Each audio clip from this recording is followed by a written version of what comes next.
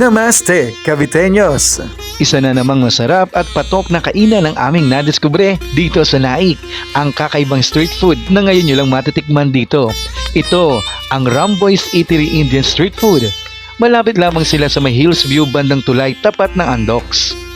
Dahil bigla ng ating ganap for today's video, hindi na natin pinag-costume pa ang may-ari ng Ramboy's Eatery na si Sir Ramboy. Dahil sa tuloy-tuloy na ang aming masarap na kwentuhan at usapang kabuhayan.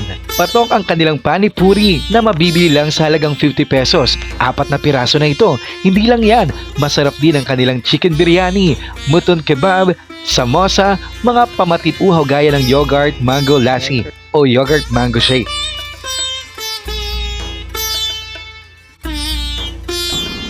Let's get it started.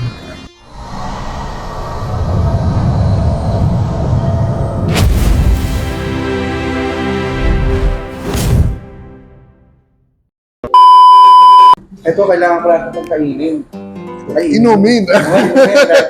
Ini-mix-mix mo na lang kasi medyo hindi na siya frozen eh. Ano tawag dito, sir? This is mango yogurt shake. May flavor to. So, We guys, also have plain. mango yogurt shake. Yeah. Okay. So lassi, actually it's lassi but Lassi. we make it parang shake. Okay. Yeah, in India kasi mostly the lassi is not it's just parang yogurt drink. Okay. Say yogurt. Pag doon sa India, yogurt lang plain yogurt. Pagdating sa in other countries, it's sweetened na. Yeah, so hindi siya yung original na yogurt. They put sugar already. Yeah. Guys, you must try this, guys. Yes. So this one naman, we make our own yogurt and we make our own blend. Okay. Then we make the shake. In India, original, yung pinaka talaga is yung salty lassi. So, Yeah. yes. Yeah. So we make it our own blend din. Sarap, guys. Yan, try nyo na ito dito. Sa Ramboy's Eatery. Ramboy City. Dito lang po yan along Abigail Golf Resort, Soriano Highway. Under Soriano Highway sa may Timalan, Balsahan. Katabi lang tayo ng creek. So ngayon, tatry ko naman po. Yes. Ito ang kanilang patok na which is Panipuri. Panipuri. Guys, ano guys? Ayan. Garnish ito, sir. So, lalagyan natin siya ng sauce. Ito yun, This is hot sauce. The chili chutney. It's a little spicy. Pero nasa iyo kung gaano ka tapang ka sa chili. Ayan, ganyan mo. Baka masobra tayo. Ito, tamarind sauce. Ito yung tamarind sauce. Yeah. Yung iba naman, they don't put chili anymore. Because So, tamarind then may yung spice, yung naman, yung pani is, meron na ding konting spicy feeling. Okay. And this one. May mga spices kasi yan. Ito, anong tawag, ano sir? We call this pani. Pani Yung pani is with water. water, yeah. Pero meron na siyang spices. So, konting lang. Ako naman, mas gusto kong punuin. Mas masarap kapag punuin. Pero, nasa inyo. Pero mas masarap siya punuin. Guys, ito guys. Yan. So, kakainin na natin ito, guys. Isang subo. Alright! Bring it on! Parang nag-mix yung Yeah. asim, yung among. Ah. Potato ba ito? Potato. Tapos, meron ding spices yung potato. No? Mafe-feel mo dito yung kapag mas marami itong pani, dito mo mafe-feel. Dagdagan ko pa nga na ito. Try ko. Unlimited naman yung pani, pwede naman mag-refill, no? So, magkano ang order nito, sir? 50 pesos, 4 pieces. 4 pieces na. Mura. Oo naman. Kaya bilhin ng mga taga dito. Oo naman. Oo. Kahit saan mo ilagay yan, mabibenta at mabibenta yan. Pero sir, sa mall, hindi ka pa nag-try na... Nag-try kami sa stadium, mga 3 days lang nun. Pero kasi iba pa rin kapag sabihin mong street food eh. Pero nabebenta pa rin na kahit pa paano, kahit saan mo ilagay nga ito, kahit saan mo ilagay. Kahit sa gitna pa ng daan, mabebenta. Guys, sa sarap na try nyo. Ito yung pinakalang main dish dito, kumbaga, panipuri. Ang sarap. Dagdagan ko pa na Appetizer. ito. Yeah. Sa mga vegetarian, pwede sa inyo. Oo naman. Masarap kasi vegetable yung gamit.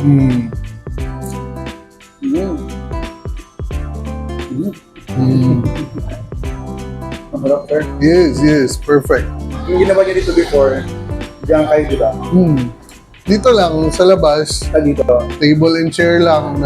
Ako kasi nagsistruggle din ako nun. Hindi ko nga alam kung this would be a reality. I would never expect. It's just a dream. Yeah. Ginawa niyo. Until now, I'm actually still struggling. Hindi ko naman sabihin na successful na ako, pero kahit pa paano, nag-i-improve naman. Hi po, coming po. Sa labas, ilang weeks niyo rin yung sir ginawa? Or nagbenta kayo dyan sa... Actually, last October, on and off din kami noon. Hindi pa ako, may marami pa akong kulang noon. Wala pa akong biryani noon. Yun, hinahanap talaga ng Pinoy. Alam mo naman, makanin ang Pinoy. So it came in my mind na kasi nga, palaging only rice yung hinahanap nila. So I came up with unlimited biryani rice plus 50 pesos unlimited biryani rice in any of in whatever they order, no? Parang add-on nila. This one is veg samosa. Ang palaman niya is all veggies. Yung medyo mas malaki. Itong maliit naman is yung chicken samosa. Chicken samosa. Yeah. And then samosa and then veg samosa. veg. Yeah. Pero yung order namin diyan, you can get 1 piece, you can get 2 pieces, you can get 4 pieces. Iba-iba naman ang pricing. The more you get, you can get cheaper. No? Makaka-discount sila. Meron din tayo ngayon, mutton empanada. Yung kambing na empanada. We just made the shape different. Pero it's para at least hindi malilito yung tao, di ba? Kaya ako first time marinig. No, Ano na nito, meron siya ganyan din. ito yung sauce talaga para sa samosa, the tamarind sauce. Okay. Yeah. So, dito, Pwede niyong buksan para at least sa loob yung zero.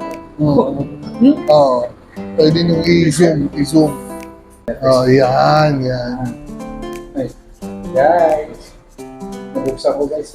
Anong tawag ulit sir? This is chicken samosa. Chicken samosa. Okay.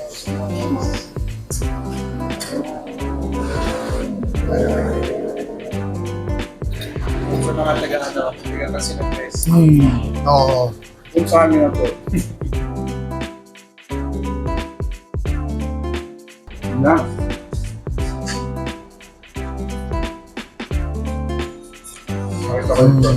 Again, what's this? This is chicken biryani. Yung light effects. Paano ko sir, yung inspiration niyo, paano kayo nag-start to do this business? To start this business? My family, we used to have an Indian resto bar in Cebu kay papa ko. And then, meron na akong knowledge about Indian food. Pero, it never came in my mind that I will come back into this business. Pero, yun nga, when I started, sabi ko, baka nga dito ako dinadala eh. Kasi nga, nung kinuha ko tong place na to, iba ang plano namin. Pero parang I just started lang, I wanted to do it. All the direction is telling me, go and do it, start it, di ba? Then some of my friends came, you start it, no worries, no problem. I'll try to do whatever I can. Binigyan ako ng mga support na aircon, ref, freezer. Sabi niya kahit mamaya mo na akong bayaran. Parang may mga nagsasabi sa akin ng direction na, sige, gawin mo muna to, tulungan kita. Parang ganun. Then, hindi ko kasi alam na gagawin ko to or ano, hindi ako sigurado. And right now, kahit pa paano, sabi ko, wala, nandito na kasi. Nasimulan ko na eh. Tuloy-tuloy na. Tuloy-tuloy na. Oh. And nakikita ko, hinahanap talaga ng mga customer. Ano naman sir, you look forward mo after 5 years na magkaroon ulit ng another branch, ganyan. Based in my experience, nagbukas ako sa stadium for 3 days, bazaar. Yeah. Nagbukas din ako sa bazaar, food bazaar. Nagbukas din ako sa plaza. Ang hinahanap ko is food court. Anywhere I enter, food court, yung pumupunta talaga ang mga tao doon para kumain. Hindi yung crowd na hindi ko alam bakit sila nandyan. No? Iba naman, crowd lang naman nandyan, pero hindi naman sila kakain. Oo. If God's willing, matapos ko lahat mga papers and mga paperworks, I am trying my best, if God's willing, and with all the support. May nabasa nga ako dun sa mga comment sa post natin na kung meron daw kayo sa Grab available. So, we're working on that. Yeah, we're working on it. Kaya kapag matapos natin yung mga paperworks, I am trying to open in Walter Mart or in Pure Gold food court, sa food court or sa SM. Hindi ko pa alam kung saan. Kapag may food bazaar kayo, please, huwag niyo akong kalimutan. Message lang ako sa Ramboy's Eatery. Yes, sir. Matapos ang aming masayang kwentuhan ay naglakad-lakad muna kami ni Sir Ramboy dito sa kanilang store. At tinanong ko rin siya kung mga plano niya at may bibigyan niyang payo sa kanyang kapwa negosyante. I plan how I wish. If God's willing, I really want to open food stalls. As much as possible, mga 4-5 sana kung kakayanin. Malayo lang sa panaginip ko. Pero let's start here. I want to open this year. Ang target ko, sana, if God's willing, at least 3 to 4 branches. Hanggang sa kaya ng bulsa. If God's willing. Sa lahat ng mga negosyante dyan, walang naging successful overnight. Lahat naman tayo kailangan maghanap ng magdidiskarte para makapaghanap buhay. Lahat ng move natin kailangan ng pera. Pero lahat ng problema may paraan. So most importantly, ang masasabi ko lang, let's get it started. So kahit anong let's start whatever we can, whatever we have. Yun ang importante. Yeah, so do what you love. You go deeper to it. Kasi nakikita mo, mabebenta. Pero right now, as of the moment, let's get it started. Thank you, sir. Thank you. Hi, Kapitenyos. Nandito tayo ngayon sa Ramboy's Eatery. So, kasama ko yung may-ari ng Ramboy's Eatery, Sir Ramboy. Yan, so nakausap ko natin siya kanina. And then, marami tayong natutunan about sa intensive cake na meron. Sir, invite nyo naman po yung mga taga-Cavite, mga Kapitenyos dito sa atin na kumain rin po dito sa inyong Mga Caviteño, and most importantly, mga Naikenyo, mga pogi at magaganda, bisita kayo dito sa akin.